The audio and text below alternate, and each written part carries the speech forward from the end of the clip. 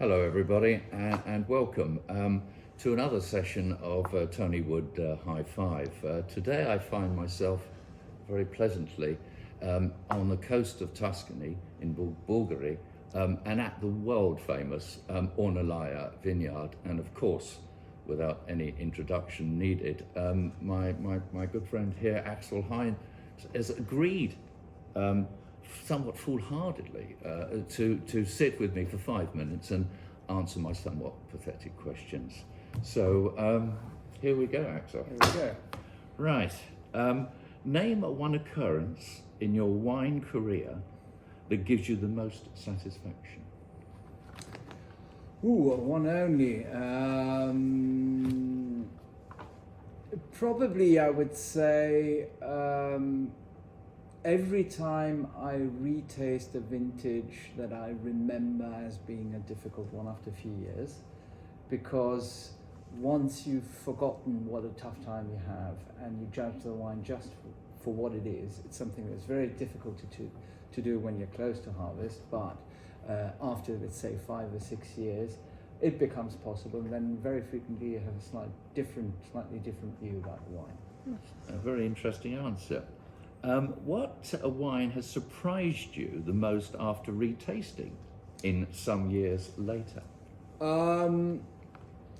Probably 2010, because it was now I can say it was quite an interesting experience, because it was really literally a wine where everybody else convinced us that we had a great vintage, because we found it was an unusually cold and slow ripening vintage in Bulgaria, so we weren't quite sure about those wines.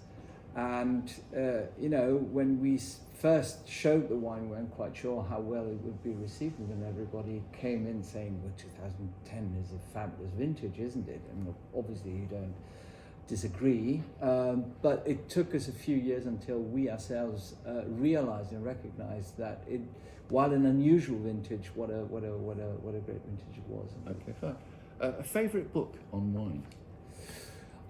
I suppose it's still the first that I didn't buy myself. It was my aunt's present. It was my first wine encyclopedia, the one written by Tom Stevens. Yeah. Have you experienced the sensation of being moved spiritually by the taste of a wine? On very few occasions. Spiritually, maybe not. I would rather say really sensually, yes, because wine appeals to the senses first and then can occasionally appeal to the intellect as well. Okay. I'm going to change my note on that. In your opinion, does a 100-point wine exist? I personally wouldn't be able to determine what makes the difference between a wine that has maybe 98 points and 100 points. And at the same time, the very idea of perfection is a bit frustrating, because once you've made a perfect wine, what comes next? So perfection should be an aspiration rather than a reality to me. I think I'll take that as a no. Your first wine memory? My first conscious wine memory, I think I must have been somehow 14 or 15. It was in my French family, and I had my grandfather and my uncle quarreling about the right time to open a wine. It was my uncle, who was a chef in Switzerland. He liked to open his wines way before, and my grandfather didn't absolutely bother. So there was this bottle opened by my uncle a few hours before lunch, and my grandfather would always, return to the bottle and get the cork back in, and my uncle then would pull it out again. So that was probably the first time I sort of realized that wine was something apparently very serious. And what age would you have been at this? 14, 15, something. Wow, okay, fine. What is the oldest wine that you have tasted, and what was it like? The oldest, I believe, was a wine from Bordeaux. I believe it was a bottle of Chateau Sissac, Cru Bourgeois. That was 1877, I believe. It tasted still like wine, which was a good thing, even if it was closer probably to some sort of aged sherry than what you'd think. But it was as always, when you taste such old bottles, there's a mix of emotion. Because it's a wine that comes really literally from different ages. So sort of slightly fortified feel to it.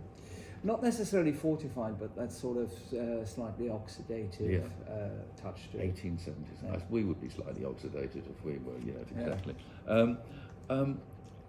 Red wine with fish, never or sometimes?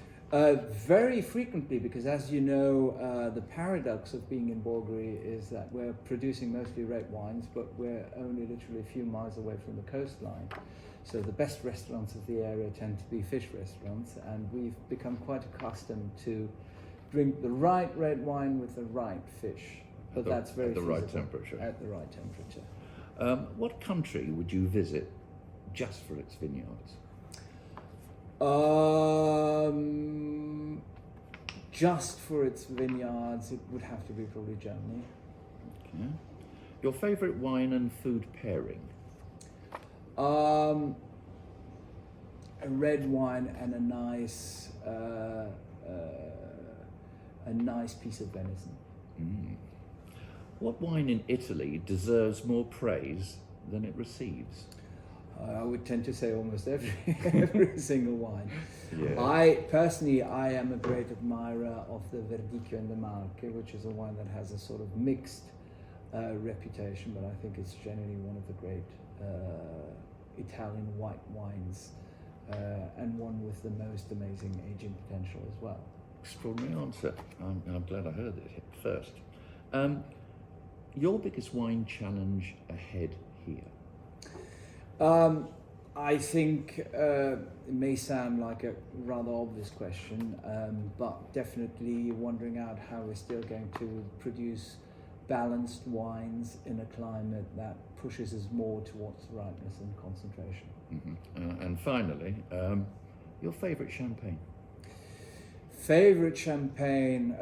That's a tough one, because that will seem another.